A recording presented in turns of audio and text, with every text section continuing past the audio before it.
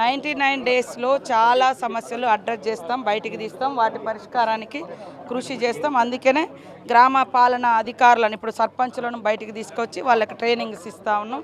వాళ్ళ ఆధ్వర్యంలో ఇవన్నీ కూడా అడ్రస్ బయటికి తీసి వాటి పరిష్కారానికి నిధులు కూడా కేటాయిస్తాం. ఈ ప్రగతి ప్రణాళికలు ఏం చెప్తాం ఒక జనాలకు, ప్రజలకు కానీ ప్రజాప్రతినిధులకు?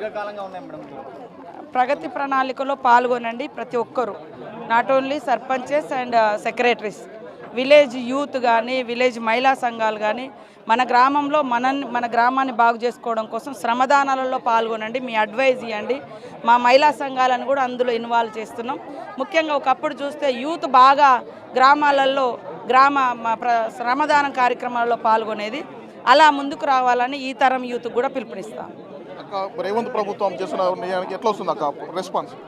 చాలా బ్రహ్మాండంగా ఇవాళ పేద ప్రజలకు ఏం కావాలో అవి అలాంటి కార్యక్రమాలు చేస్తున్నాం.